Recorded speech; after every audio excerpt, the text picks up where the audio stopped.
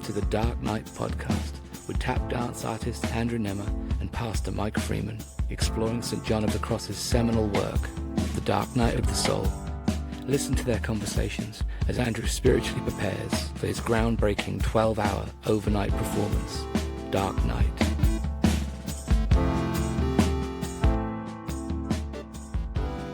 Okay, let's see what we got. Well, now you said this seemed really sharp. Yeah. Okay, and this is, all right, so it's book 2. Book 2, we are 4 through 7, right? It was 4, 5, 6, and 7, right? Mm-hmm. Okay. And I don't know if you experienced this in the other chapters, but some of them felt more kind of like wandering landscape. Yeah, I would say meandering. Yeah. Maybe not circular. We use the word nonlinear. Yeah. Or recycling. Mm-hmm. Almost a recycling at times. Yep. You're coming back to similar themes. And this one felt for me like it landed on very specific things. And yes, it did. There were 2 or 3 that really resonated with me, which we could... Yeah, go ahead. Because this is a contrast to our last conversation where it was like, gosh, I don't know if I can keep... We're doing this again? Please, not again. You know, it was actually really refreshing. If we're back like in a Sunday morning church context and you had the freedom to do this, it'd be like, when are you going to get to the point? Yeah. So I experienced the same thing. I felt a discernible difference. Yeah. I've got more notes, and for one thing, he's making you. He's making you actually chase down references and contexts, and there's a lot of Jeremiah, a lot of Job. Oh, it was so cool. Was it page 105, chapter 6, when he said, "To all this will Jonas testify as one who likewise experienced it in the belly of the beast," and which I wrote in the margin. Ha! What I say. This is like what it's like confirmation. Yes. All right. So yeah. I'm actually tracking with St. John of the Cross. Mm-hmm. It's just, so it was cool. So go ahead and dive in.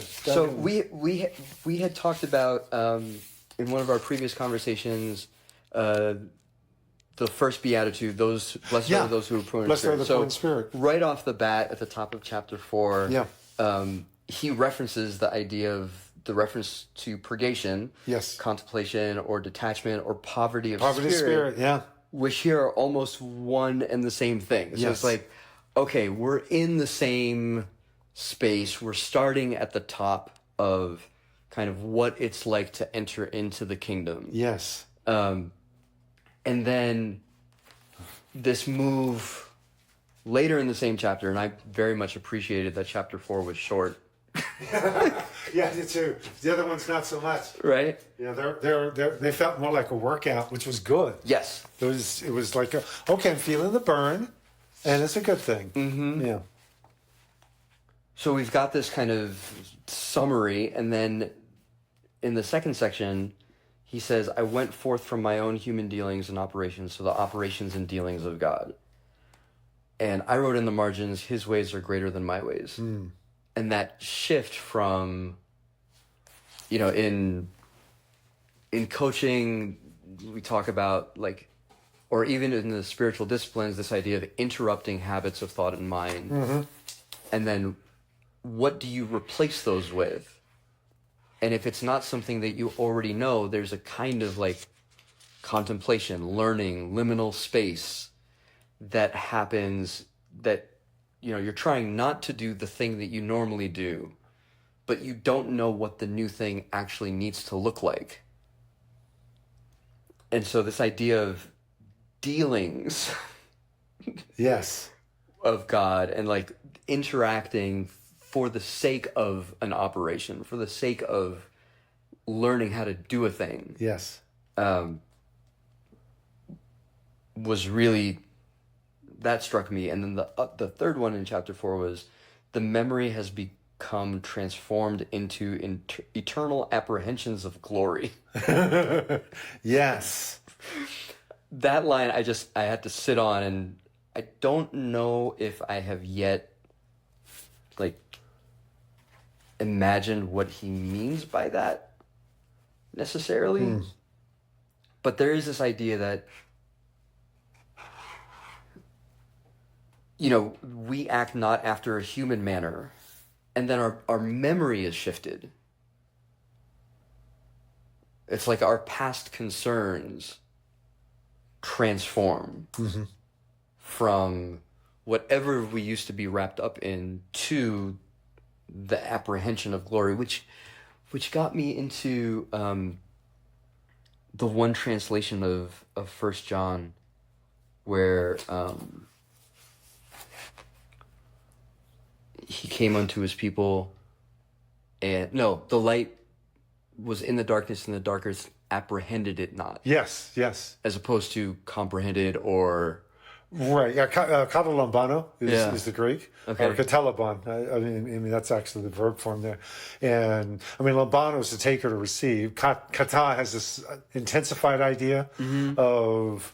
And so some have it as to take down, kind of like you take someone down. Yeah. And so to wrestle them to the ground, overcome them, master them. And so that would be kind of the physical picture of it.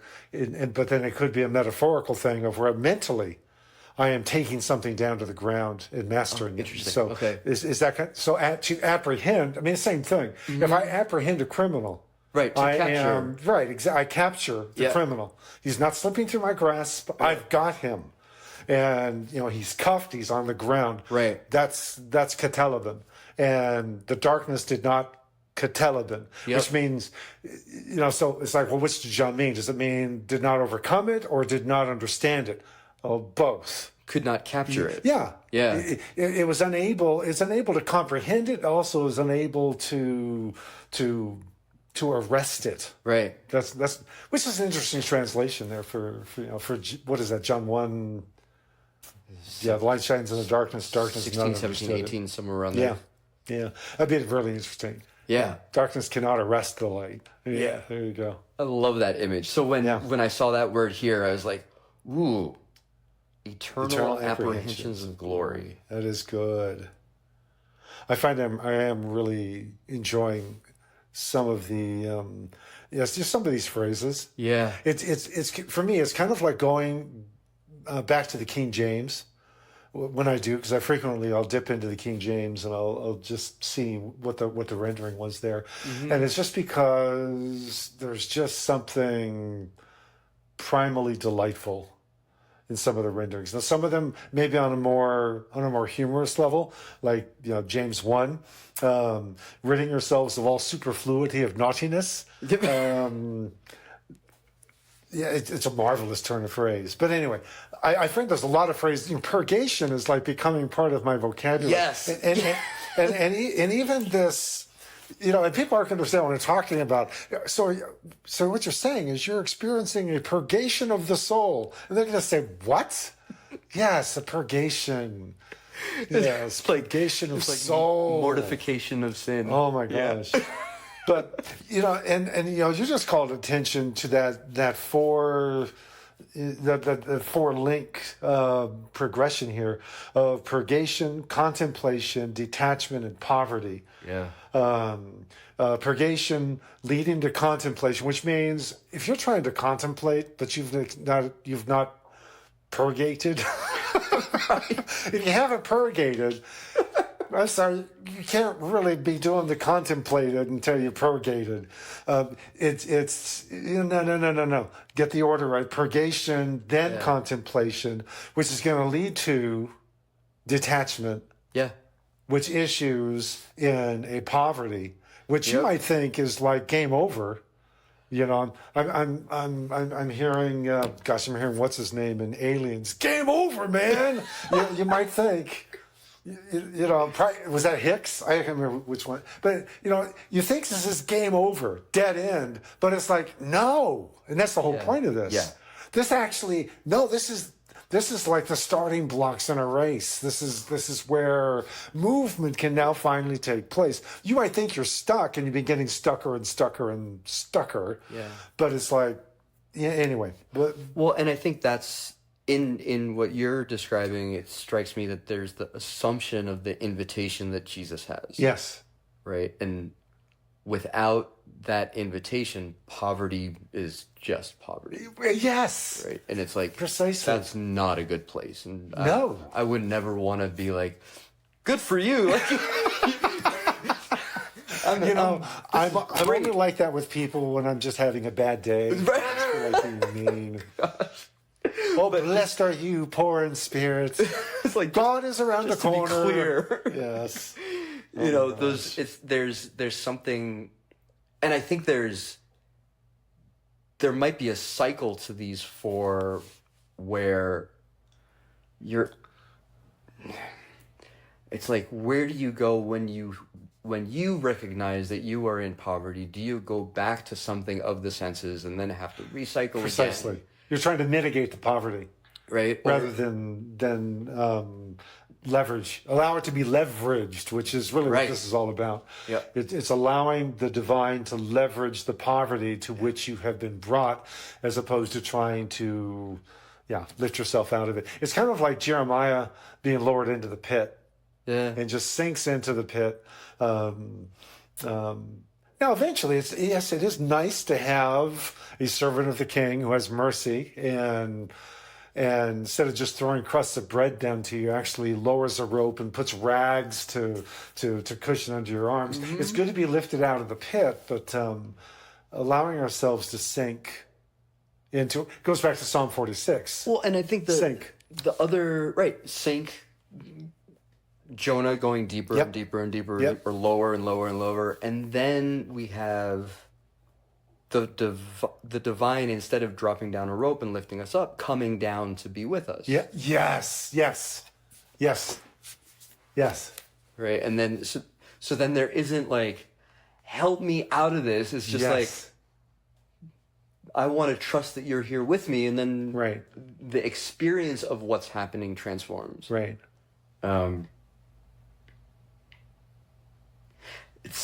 I'm continually struck by just the radical proposition. Like, every time those kinds of things come up, it's like, no, my natural inclination is, get me out of this. Yes, totally. Totally. I don't want to sit in this for this long. Right. And some people might experience this. I've for sure experienced this just in terms of projects. This project is lasting too long. I'm kind of done with it. Right. Exactly. I remember in high school, by the time the fourth year rolled around, it's like, I'm done. I don't want. You got 6 months to go. It's like, no, I'm done now. I know, right? A1 sauce has been poured out. We're done. We're ready to move on to the next entree. Definitely. So there's a sense of like how to graduate out of a thing, or how to not have to bear the consistency of an experience.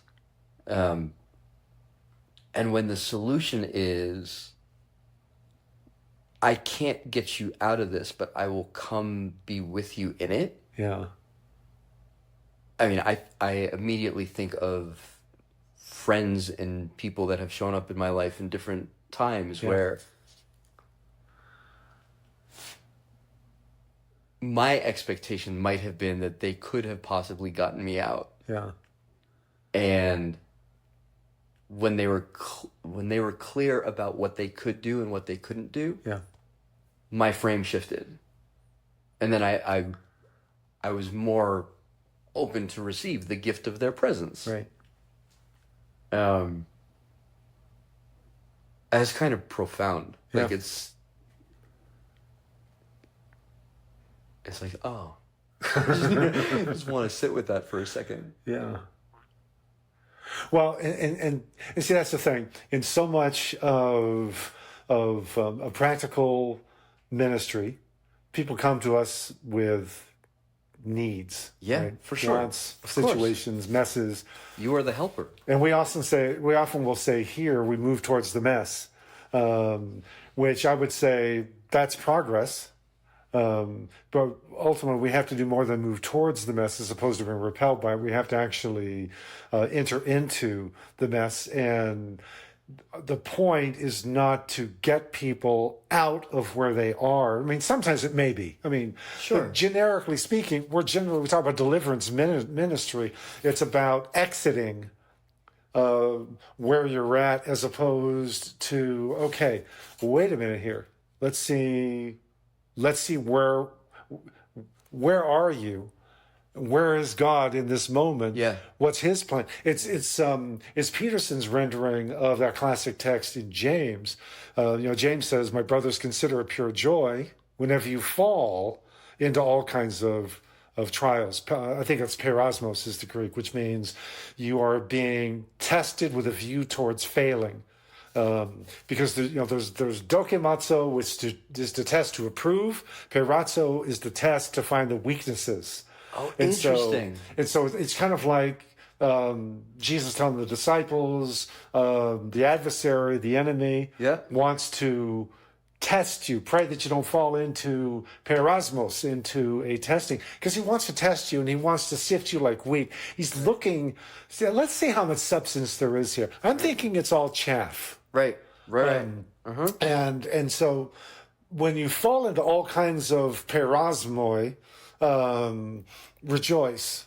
Yeah. Peterson renders it, don't try to get out of it prematurely. There you go. Yep. And that is like, boom, precisely. Well, and I think there's something to be said for both, like, dangerous external circumstances that you need to exit. Yes. And also formative circumstances that if you don't bear the resistance that comes from the distance between your formation and the person you're being invited to become in the midst of this. Right. Because that's what the resistance is. Right. It's like, then if you shortcut that, you shortcut the formative process. Right.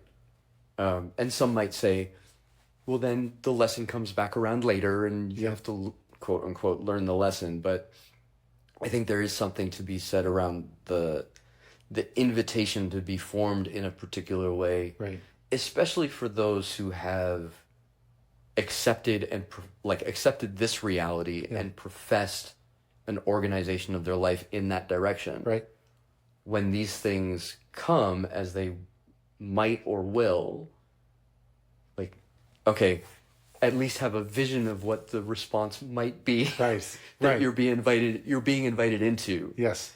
And if your inclination is to get out, you can mark it. Yes.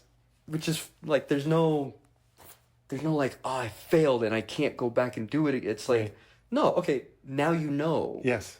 And you're in it still. Yeah. More often than not, at least in my experience, and John of the Cross talks about, like, this is a multitude of time. Yes. These aren't short moments. No. Well, he repeatedly says years. Right. Years. Takes me back I think it was last time with the Hafiz. Yeah. I knew you were going to say that. Years. What do I have to show for it? But I really appreciate your specific clarification, as far as sitting in something. Yeah. Because that's what I had in my mind, is because there are relational situations where there's physical harm, either threatened or having been done. Yep. We are not talking about that, which unfortunately, and I can get on my own whole little soapbox here, because it's amazing how quickly we'll want to help people get out of this or that situation, especially if, like, it's a man. We want to help him get out of a situation, but we have a woman who's in an abusive relationship, and we'll say, oh, you just need to submit to him as to the Lord, and it'll all work out. And so we're not talking about a situation in which there's imminent danger, which there's threat. Get out. Now, that doesn't mean change your relationship status, or rush to do that. And so you want to be wise as a snake, harmless as a dove, and also, I mean, Jesus said, if they persecute you in one town, flee to the next. Idiot.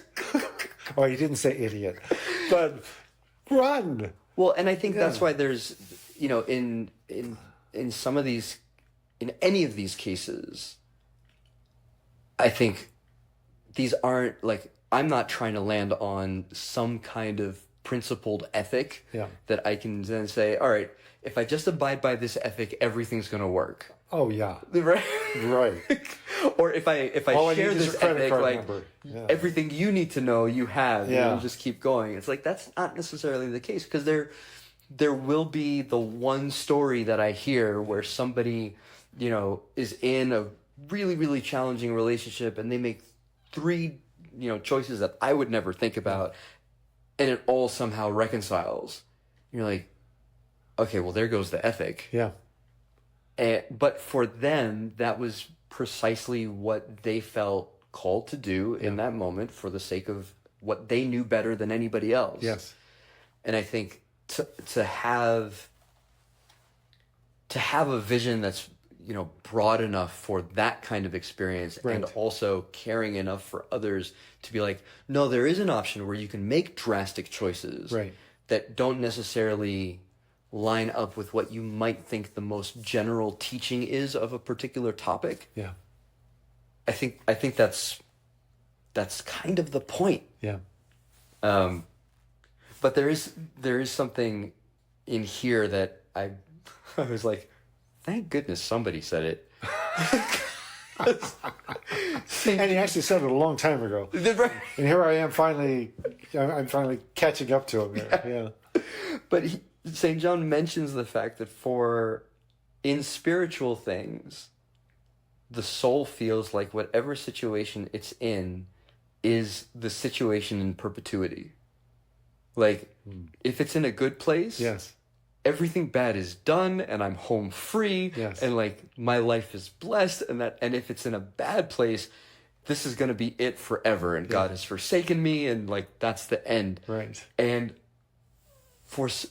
it was the first time I've ever seen or read someone articulate that experience. Yes. Which I have for sure had. Yes. I was like, oh, Yeah. it's a perception problem, Yes, it is. and it's normal. Yeah. Yes. And I think it's also it struck me as something having to do with like the lack from a language is going to fail here, so maybe the metaphor is better. When I'm dancing, the only thing that's happening is the moment when I'm improvising. And so that's the reality. Yeah. And if the moment's good and they're continually good, then everything's good. But if one goes bad, it's like the perception of what's happening both in the past and in the future becomes framed by that particular missed note. Yes. You throw it stops movement. the whole dance. It's time is moving and I'm still making choices, but the whole frame shifts. Yeah. And I'm like, oh. Yeah. That was the second thing in here where I was like, thank you. Yes. Because, I've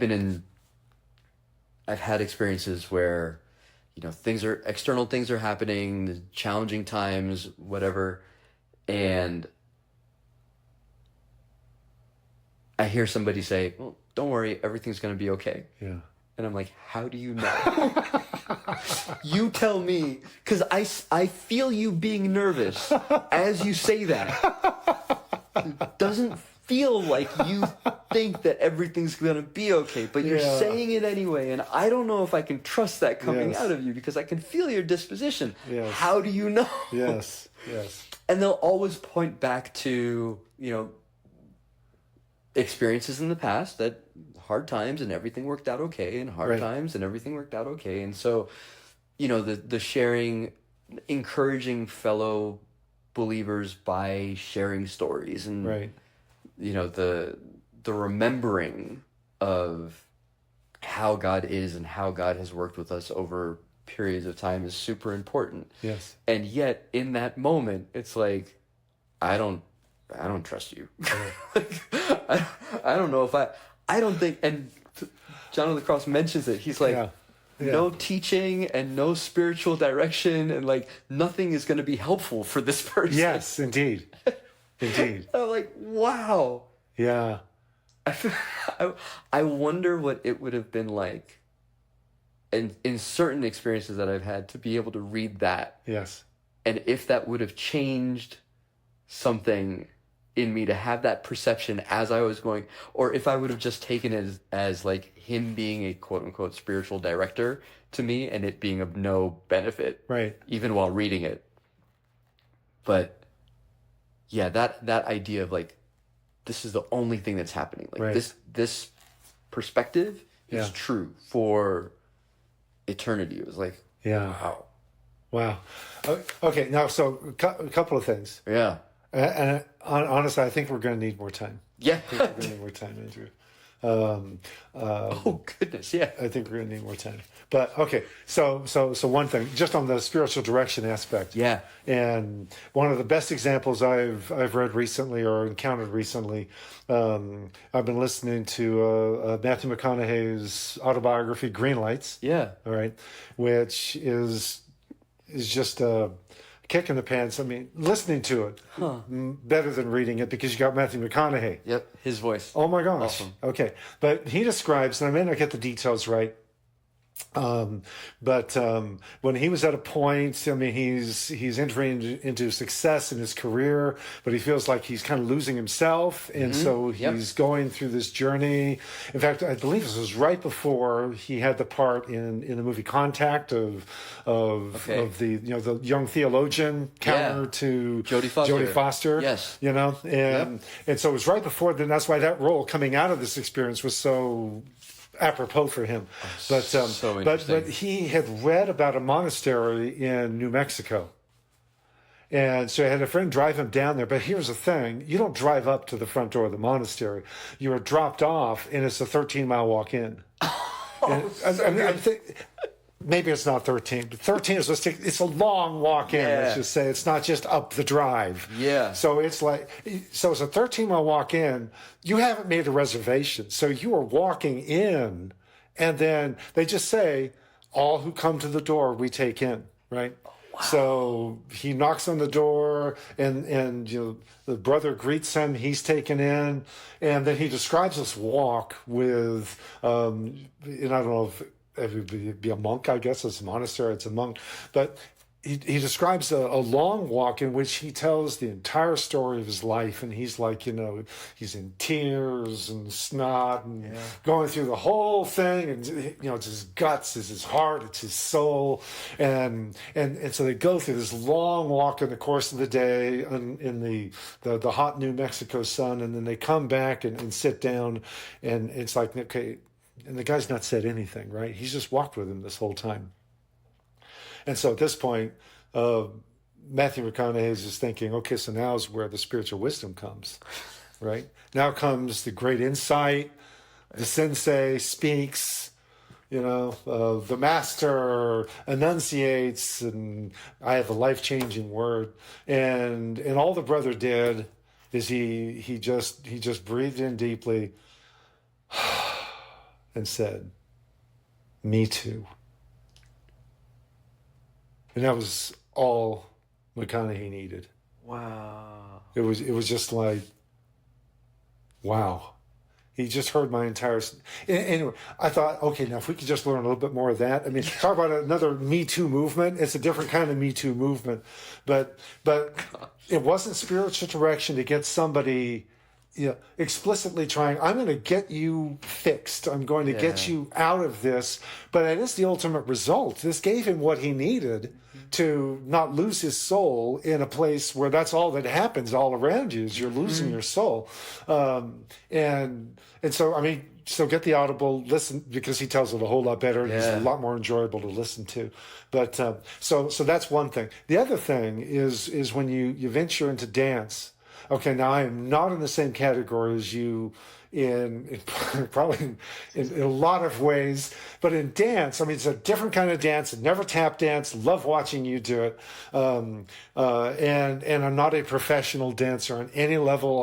I've not trained with a professional dancer, but I dance. I've been dancing for like 13 years now. Yeah. dragged into it kicking and screaming because I'm an introvert, I love books. And it took me a long time just to get over the idea of trying, number one, having no sense of rhythm. I'm like Nathan Johnson in The Jerk, and it's like, and my wife, I know what you're doing. It's like the ultimate act of humiliation. You're getting back at me for everything wrong that I've ever done, and that's a pretty big list. But I finally go for it because she's so dang stinking happy. But she's been coming home after doing it for 6 months, and she's glowing. And wow. And so I finally go, and it's terrible. And I go again the next month to a dance, and it's terrible. And then again, and it's terrible. But it's like, if we're going to do this, I might as well. Okay, I'll just take the stupid classes. And I started with line dancing, then we moved on to pattern dancing, couples dancing. And I'm thinking that's one of the reasons we have, it's just another language I think that we share. Sure. Because you talk about this and improvising on the floor. Thankfully, I fell in with a group that they're not, the goal is not to perform publicly. Yep. And so the styling and so forth, which styling is great. I love watching somebody who's got the style, but it's actually learning functionally how to dance socially. And we were taught there are 4 initial points of connection in the dance. If you're going to do this, number 1, you have to be able to connect to the rhythm. Yep. So that's the first thing. The music, and if you can't connect to, and the fact is, if your head's bobbing, you're connecting to it. Yep. Now, transferring that to feet, okay, we start running into hang-ups. But the fact is, okay, so feel the rhythm. So connection to the rhythm, then it's connecting to the floor. Yep. Maybe it's 3 points of connection. I'm doing the reverse Monty Python. 3 points. No, 4. I'm thinking 4. No, I think it's 3. Because I think it's music, floor, and then partner. Yeah. And the fact is, we lose those points of connection frequently. Yeah. Right? Sure. And so that my mantra, because as we take classes and we are both learning as well as helping others to learn, we get people who are brand new to this, and they're stepping out, they're scared, the whole thing's intimidating, and so just to be dancing with someone in a beginner's class, and they have no idea what they're doing, and they're apologizing constantly. Oh, I'm sorry. And it's like, no, don't apologize. Number 1, dance is the endless opportunity to practice the art of recovery. Yeah. It's awesome. And so if you can just see that, this is just yet another opportunity to practice the art of recovery. And then as you move more and more through, and I says everything that I'm talking about here with dance is applicable to life, applicable to relationship. It all applies. Endless opportunity to practice the art of recovery. And then the other thing is, don't apologize for getting it wrong, because the fact is, there is a point, I will tell folks, I don't think I followed that right. And it's like, what? It's my job as the leader to go to where you are. Leader becomes a follower. Again, this applies in so much of life. And so I'll meet you there. I'm never thinking, boy, she sure screwed up that move. What I'm always thinking is, what a fascinating interpretation of what I just gave her. What did I just give her, number 1? Yeah. Because I allowed her to prep, and then I thought I was leading this, but this is what she did with it. That was a really interesting interpretation. I meet her with it. It's like, that's not what I intended, but man, I love that. So much of this, again, this gets away from the formulaic thing, which I've seen professional dancers. We've been, I've done 2 cruises in my life, and I don't know if I need to do any more. But we've danced with professional dancers that are on, the cruise doing the show. They have no idea how to follow an improvised dance because everything they've got is pattern. Yep. And if once you deviate from the pattern, you're lost. Yep. And it's like, well, thank you, Jesus. Yeah. That I have been learning how to improvise on the floor, because I'm learning the basics of movement and connection, how to make connection with a partner, and then it kicks in. And I think that's the beauty of Dark Night of the Soul. is you can't programatize this thing No. any more than you can programatize anything that's organic and living. There are principles, and I think that's what's been so exciting about these chapters in particular, is it feels like there are some substantial points of connection that resonate, and it's not like it's a new thing. It's just like it's taking it to a new level of contact, which has been gratifying. Yeah. Extremely gratifying. So anyway. Well, and language helps. Having shared language, having multiple metaphors around a thing helps. I think it feels like St. John of the Cross is speaking from experience. So it's like, I went, I saw, I have come back with ideas. Yes. And so it's a very generous thing to attempt to put to words. Oh, indeed. What you've experienced in a world that's unseen and right, and that in many ways is inexplicable. Yeah. And it's like Paul says, after 11 chapters of doing a whole lot of explaining, to come and say, oh, the depths of the riches, both of the wisdom and of the knowledge of God, how unsearchable are his judgments and his ways past tracing out, which it's like, okay, well, does that just... It doesn't invalidate everything you just did, but it is the appropriate capstone. I always say that is where all healthy theology and conversation about spiritual life, God life, and the divine should bring us, is to a place of gobsmacked wonder in which we are with Paul on our knees just saying, oh, the depths and the riches, both of the wisdom and the knowledge of God, how unsearchable are his judgments and his ways past tracing out, which means I literally cannot put my feet in the divine footprints and replicate what he's done.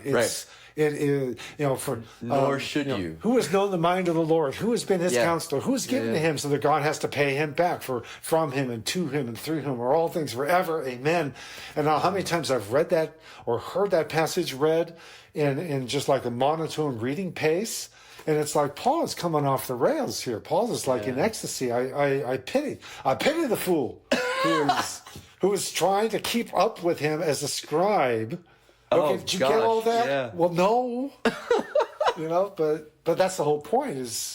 And that is the thing. Theology is ultimately, we are trying to put into words what is beyond words. Yeah. But yet we're trying to put it into words on some level so that we can get, and I do love that phrase, the eternal apprehensions of glory. Wow. Yeah. We haven't even got out of chapter 4, and it's the shortest one. Oh my gosh.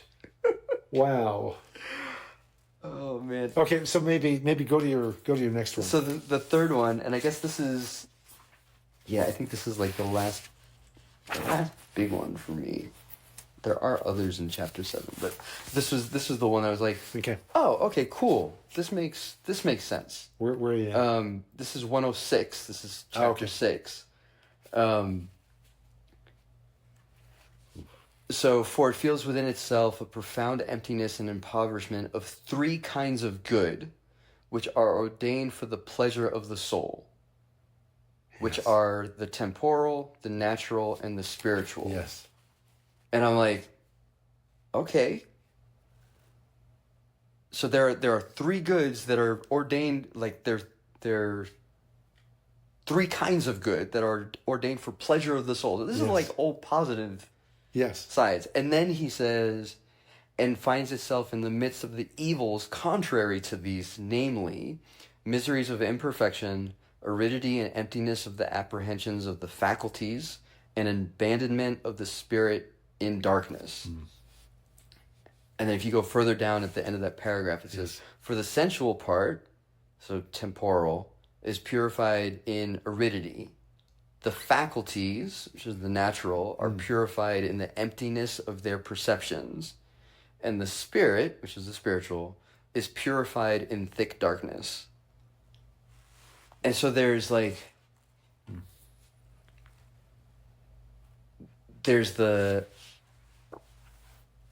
acknowledgement that there's 3 aspects or 3 kinds of good that are made for pleasure of the soul. Like, these are good things inherently.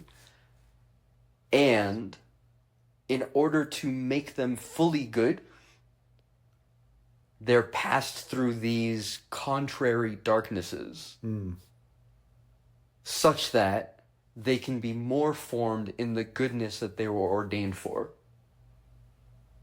And that, it gave me a frame for what I felt was some of the stuff that he had been like meandering through earlier. Yes. With purgation of the senses, and you move from the night of the senses to the night of the spirit. Right.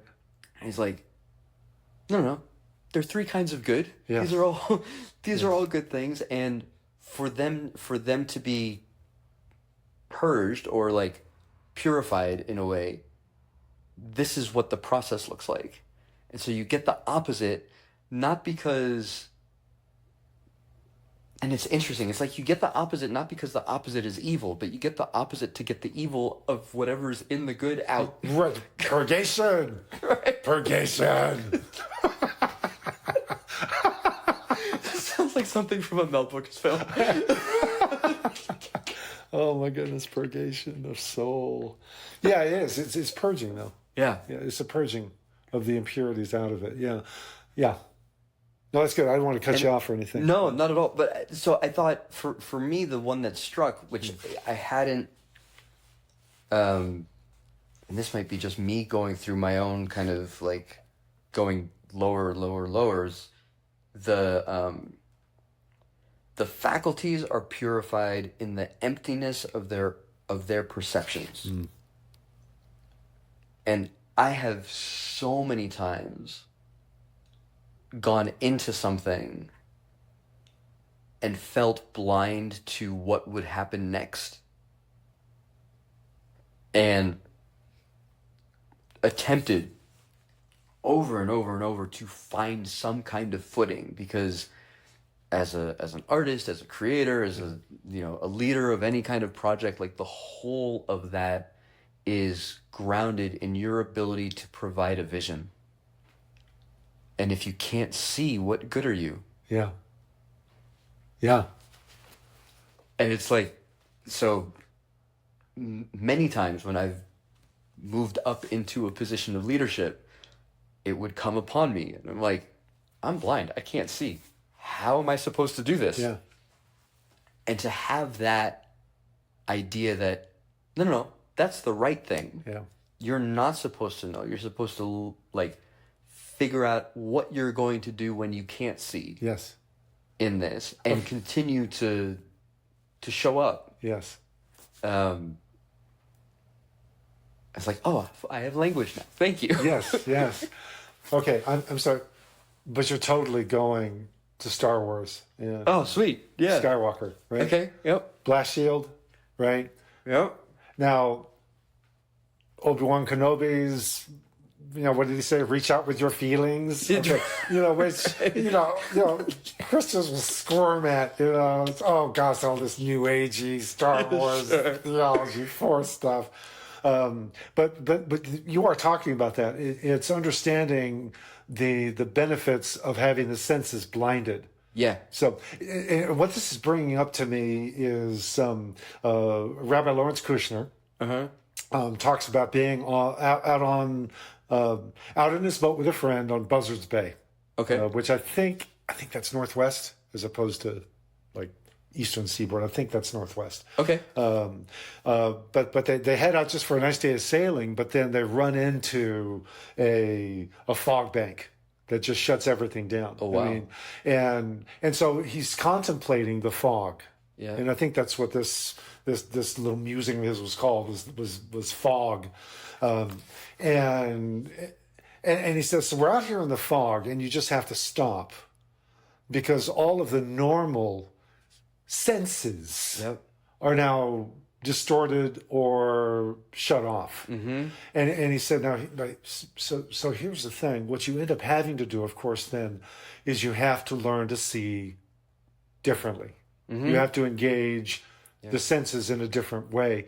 Yeah. And then he says, and here's the thing, people.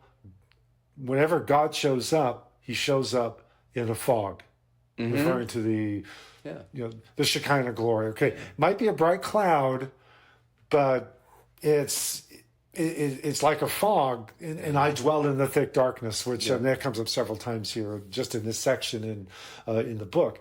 But it's disorienting, and I've always kept this one in my back pocket when I have somebody saying I'm needing. I feel like I'm in a fog right now with my career, with my marriage. What do I do? And I didn't grow up in, but I did live in Central California, pastored a church in Paso Robles, and so we did a lot of driving through what they call the Tule fog, which is just heavy fog. Okay. And you've got I-5 going up through the center of the state, and this fog is in there. And there's some people who literally have the idea. Brilliant idea, of course. Well, it's fog. I'm just going to gun the gas so I can get to it faster. Oh, gosh. Right? Yeah, and we end up reading about or seeing that on the news, how many car pileup and so forth. Oh, gosh. I've run into fog not that thick, but thick between here and Mountain Home. Okay. Driving, dropping off my grandson out in Glenn's Ferry. It's like a 45-minute drive. Yeah, well, it should be a 45-minute trip is like at least doubled. Right. Because, there are points at which, I think maybe do I just pull off at this point and wait? Yeah. Well, I guess I'll just inch along and just hope nobody has the philosophy behind me. Right. Of we're just going to gun it through this. But the point being, again, is allow yourselves to be shut down. Yeah. Allow the senses to be shut down. And that is, it's a purgation of these things. I was saying here, temporal, natural, spiritual. Yep. Which, so here's my page. Yeah. Okay, right. All right, so the deepest poverty and wretchedness, which again is patokos. It's poverty, the poor in spirit, right? This is one of the chiefest pains that it suffers in this purgation, for it feels within itself the profound emptiness, impoverishment, three kinds of good, and that is key: good, temporal, natural, spiritual. As you pointed out. But now it clicks. Potentially, it's like, okay, this is one to explore. John talks about love not the world, nor the things that are in the world. For all that is in the world, the lust of the flesh, lust of the eyes, the pride of and the pride of life is not of the Father, but is of the world. The world is passing away, along with all of its lusts. But he who does the will of God abides forever. Yeah. And what I'm wondering is, when I read this, I wasn't thinking 1 John 2:15 through 17. Temporal, natural, spiritual, lust of the flesh, lust of the eyes, pride of life. Pride of life. That actually kind of fits here. Yeah. And this would be the miseries of imperfection, aridity and emptiness of the apprehensions of the faculties and abandonment of the spirit in darkness. Lust of the flesh, lust of the eyes, pride of life. That is without the purgation. Right. When there is a purgation, lust of the flesh, it's hard for us to think of lust in a positive light. But the fact is, epithumia, in the Greek word, Jesus said with epithumia, I have epithemiad to eat this Passover with you.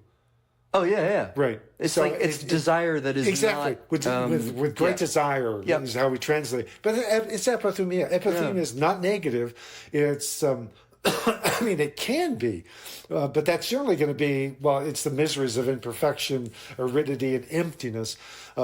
It's where it's like your past feeling, which means you have to pound all the harder to try to get something out of this, and it's a deadness. But once there's a purgation, it's like, now am I tracking? I say I'm just exploring. I'm just verbally exploring here. The thing that comes to my mind is the idea of self-composition as opposed to self-control. Oh, there you go. That Paul talks about, like in the list of fruits, right?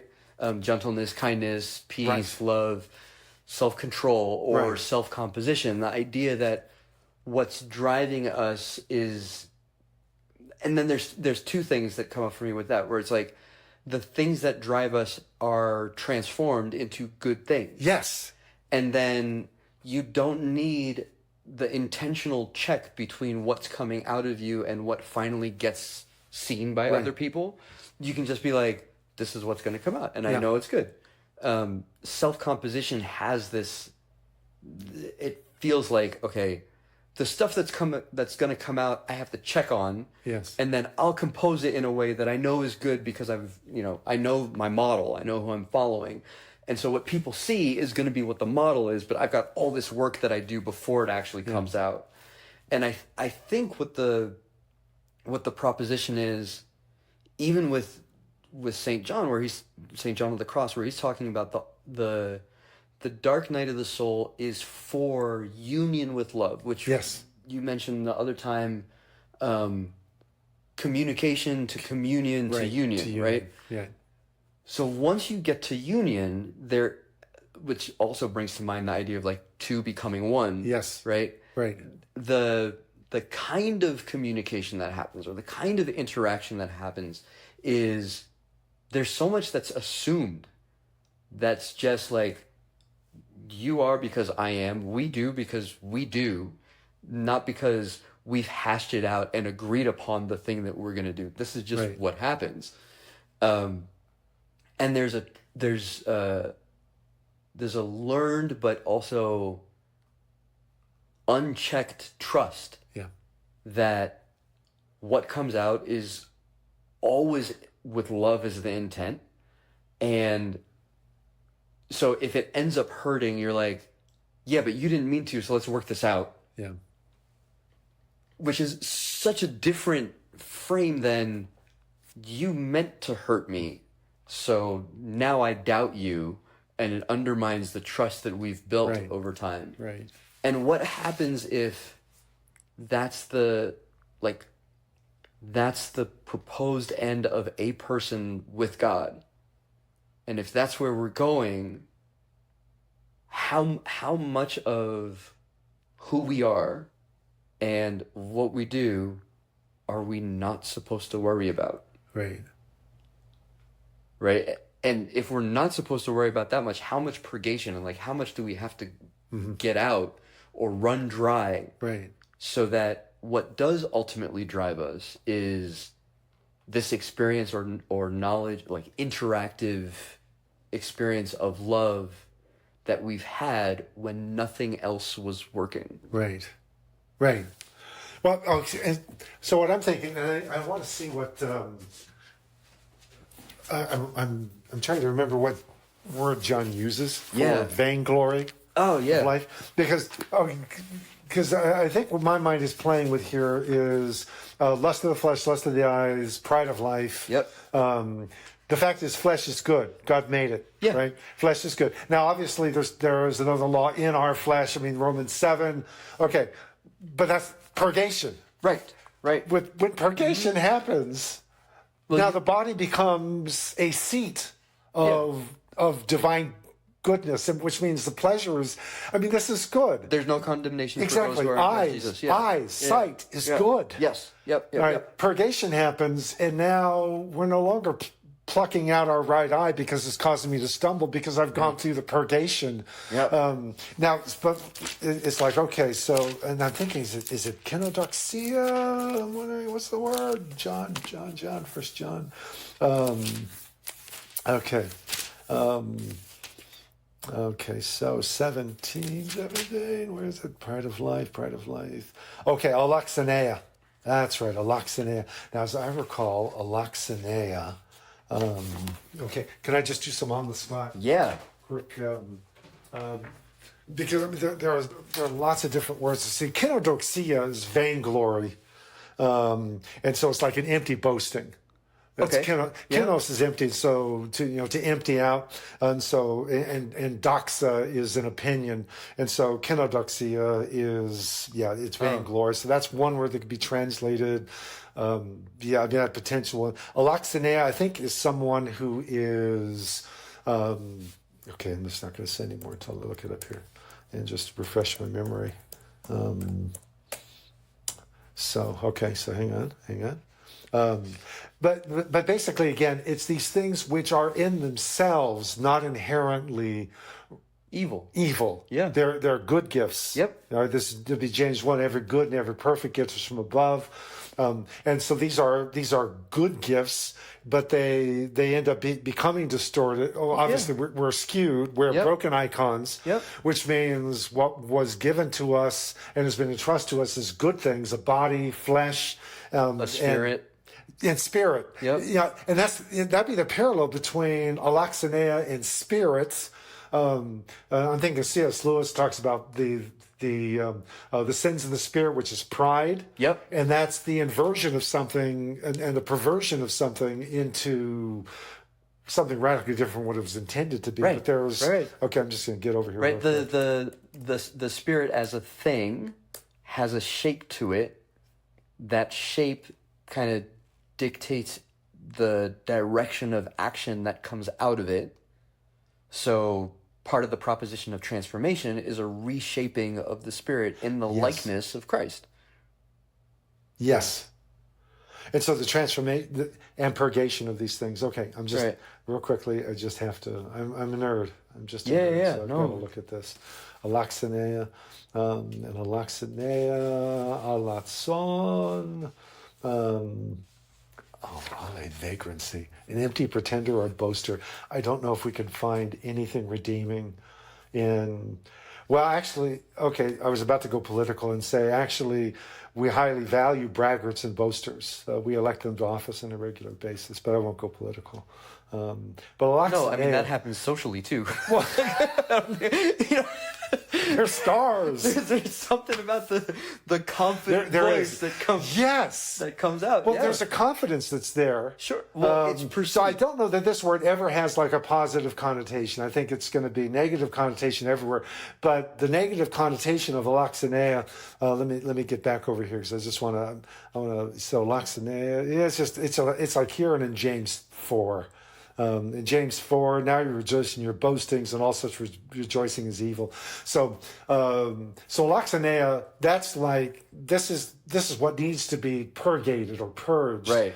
On the other side, it's going to be let him who boast in the Lord. And that's Jeremiah. Yeah. And that's Paul. Paul, I think, a couple of times goes into that. And that's the realization of what spirit we have and the spirit of God that we need. It's parading something different. Yeah. This is the parading of ego. Right. Yep. The other is the pervading of God. Yep. The man fully alive is the glory of God. Yeah. And so it's the perversion of what should be glory. We have something to shout about. Yeah, 100%. And that's what the alaxanea is the perversion of. It's somebody who's shouting about all the wrong things, generally with himself front and center. So the fact is that kind of a passion in the spirit, good. Flesh, good. Eyes, good. Purgation of soul is where the impurities are purged out. So now you can actually enjoy what it was that was drawing this.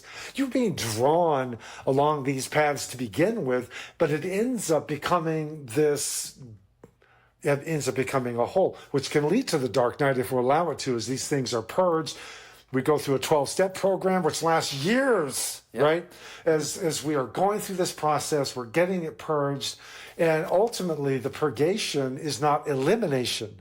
No. But illumination. Yes. It's to be able to see and hear with love. Yes. It's to be able for your faculties to be pressed into the service of love. It's for your spirit to be shaped in love, not out of pride on the spiritual, not out of boasting for what you can do in the natural, and not out of like a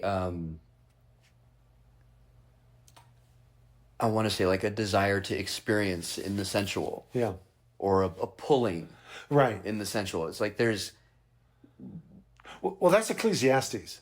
Right. Okay. Grasping. Yeah. The grasping after wind. Yeah. I mean, Kohelet, who is at least taking on the persona of a Solomon. I've got everything. Right. And it's never enough. Yep. And so I keep grasping, building projects. Yep. More women, more wine. Yep. And it's never enough. Yep. And so that's the grasping after significance, which we'll do along these three routes. Yeah. And we end up with nothing in our hands. And both Johns, are pointing us to a deeper reality. And this is the path through which this ultimately, again, I'm going back. It hadn't hit me the way it did now that you've mentioned it. The what was it? Eternal apprehensions. Eternal apprehensions of glory. You know, if I ever find myself like in a pulpit somewhere again on a Sunday morning, which doesn't happen often, and that's good. I enjoy I enjoy this medium much more. I'm going to have to try to work in, Lord, may we have some eternal apprehensions of glory. Can I get it? Yeah, okay. As everybody goes, what did he just say? I know, what is that? But you're going to have to experience some soul purgation first. Right. You're going to have to lean into the aridity of spirits. Oh my gosh. It's like a whole vocabulary. It is. To it really, really Dark is. Night of the Soul. Oh my gosh, this is beautiful. But okay, so on the same page, Yeah. 'cause I think we're just about out of time in this session here, but this will be paragraph 5 down below. Yep. All this God brings to pass by means of this dark contemplation. And that's why I'm just loving like every word here. Wherein the soul not only suffers this emptiness and the suspension of these natural supports and perceptions, which is a most afflictive suffering, as if a man were suspended or held in the air so that he could not breathe. That brought to me an image of it's the old Richard Harris movie back in the 60s, and he's in the movie poster. He's got hooks in his flesh. It was like the initiation, like Native American initiation. Yeah. Gosh, now it's going to drive me crazy. Was that a man called Horse, or I don't remember what the movie was now. But it's like it's torturous. I'm suspended in air, and so brought that image to mind, which is not someplace we would think we'd want to be. No. But likewise, he is purging the soul, annihilating it, emptying it, or consuming in it, even as the fire consumes the moldiness and rust of metal, all the affections and imperfect habits which it has contracted in its whole life. And I know he does go on, I think it's in chapter 7, he specifically talks about purgatory and souls in purgatory. This isn't purgatory afterlife or in between this life and the afterlife, or eternal. I guess purgatory would be in the afterlife. It's like between this life and eternal life, though, would be purgatory. Right. Yeah. It's like, well, this is happening now. Yeah. All the affections and imperfect habits which it's contracted in its whole life, since these are deeply rooted in the substance of the soul, it is wont to suffer, and I loved this one, great undoing and inward torment, beside the said poverty and emptiness, natural and spiritual, so that there may here be fulfilled that passage from Ezekiel which says, heap together the bones, and I will burn them in the fire. The flesh shall be consumed, and the whole composition shall be burned, and the bones shall be destroyed. But the great undoing. This is the great undoing. I mean, we've got great expectations, but we need the great undoing. Yeah. I mean, it's just, oh my goodness. See, Andrew, I wish I was not able to have this conversation with you. Why is that? I don't want to understand these things. I find myself with what's his name in the Matrix talking about the blue pill, the red pill. Yeah, Morpheus and Ignorance Neo. is Yeah. bliss.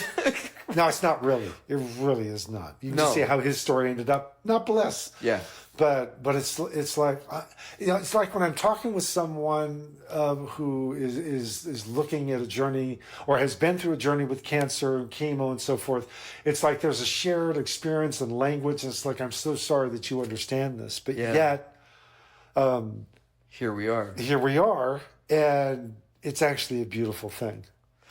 It's a beautiful thing. It is where it brings us. Well, and it is if love is in the midst. Yes. Right.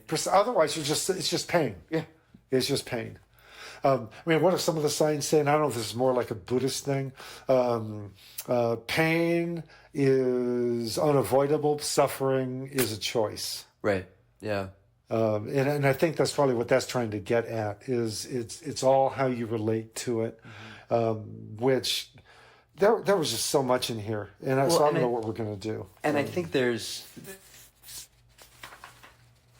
the first thing that I underlined in chapter 7, and maybe this is where we pick up the next time, is wherefore the soul that God sets in this tempestuous and horrible night is deserving of great compassion. Yes. Oh my goodness. Yes. Yes.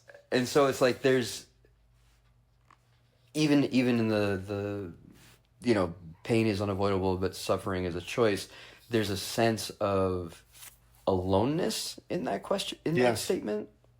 And I think there's a sense of relationship in what St. John of the Cross is dealing with and what the dark night of the soul actually is, with someone who enters into a night like this with Christ. Yes. Different than somebody who enters into a night like this alone. Alone. Yes. Right? Where your friends and loved ones are not going to show, they're not going to be helpful. They're not going to be able to show up for you in ways that actually shape this process in what St. John of the Cross is talking about. Yeah.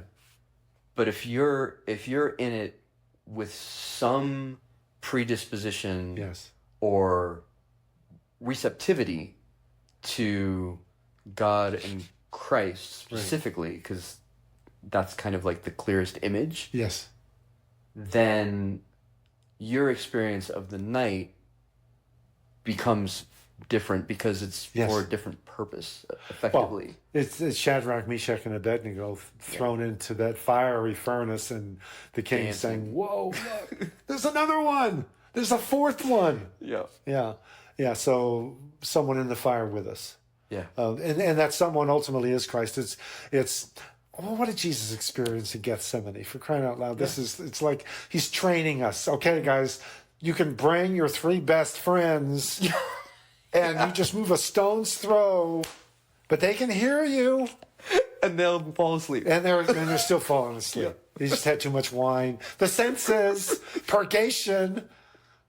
Andrew, this is giving me so much language. Oh, man, that's great. Goodness. You guys, and he says, watch and pray so that you don't enter into temptation. It's like purgation. Otherwise, you get sucked right into this, and then So anyway, So maybe we could. So I hope for a minute you were going to, at the start of chapter 7, just get another delightful phrase, which is going to stick with me. The afflictions and constraints of the will are now very great likewise, and of such a kind that they sometimes transpierce the soul. There's another word. There's another phrase right there. Transpiercing. We need it.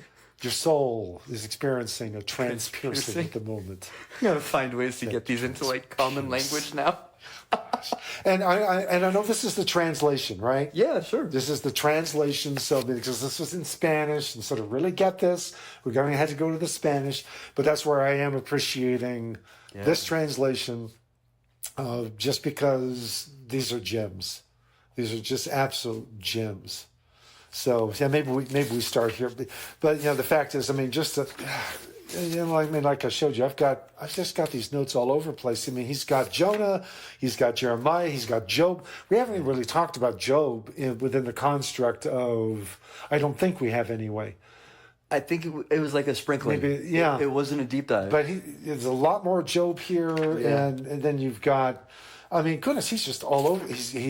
You've got Jeremiah, you've got Job, you've got Jonah, you've got the Psalms with David. You have Psalm 18, Psalm 22, Psalm 88, which he says is David, but it's not. It's He-Man, the Ezrahite. And so it's like, okay, so I just put that in the margin. Nope, it's not David. That's He-Man. And I love the fact it's He-Man because it's the most depressing psalm in the whole book of Psalms. Not a glimmer of light in. But gosh, there's just so much here. So anyway, but we do need to stop. Yeah. So maybe we can pick up there. I think the next time, I think it's probably like another 4 chapters again. So we'll see. 8, 9, 10, and 11? Yeah, and that's like from 115 to like 135 probably. So that's 20 pages. Yeah. So we'll see. We're see what going it to does. trust this. I just took this having no idea. I remember. No idea what the contents were. Yeah. And I'm just figuring, okay, so you said this is our time frame. Yeah. And so I will just take that as this is our divine menu.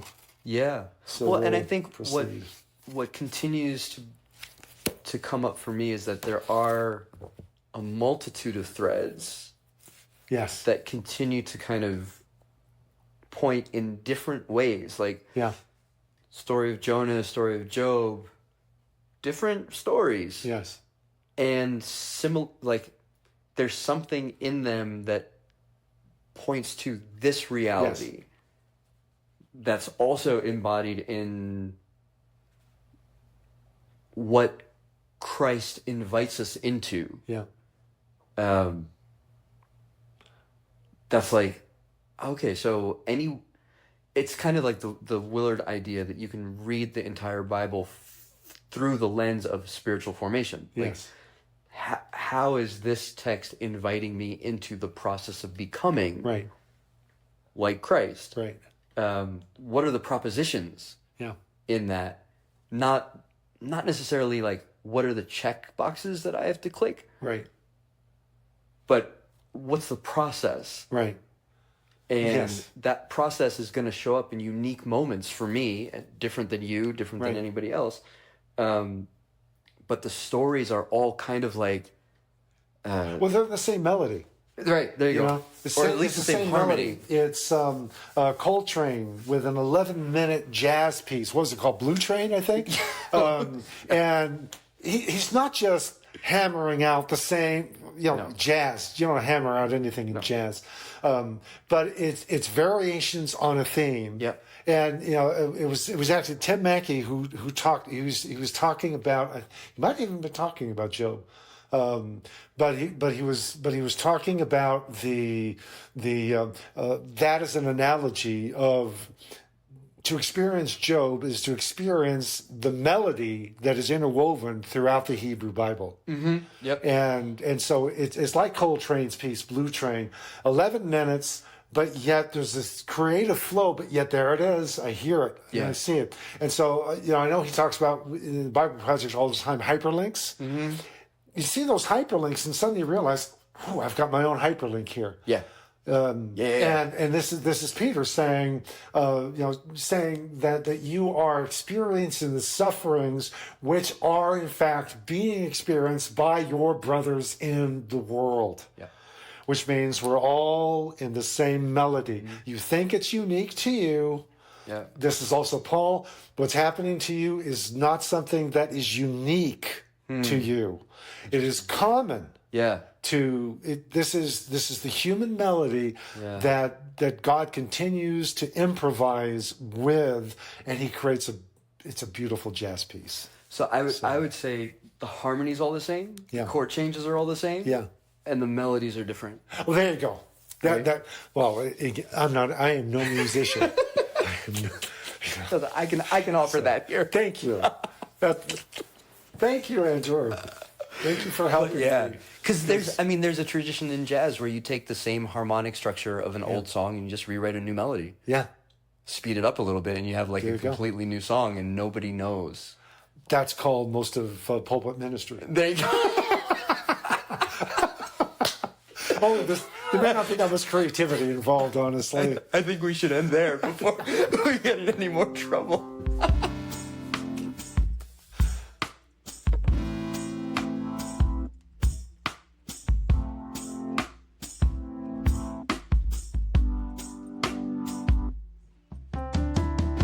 Dark Night Podcast is a production of the Nemmer Institute. Our theme music is Principle of Loving by Sam Adams. Please subscribe to the podcast and go to darknightlive.com for more details and to follow Andrew's journey. Thank you for listening.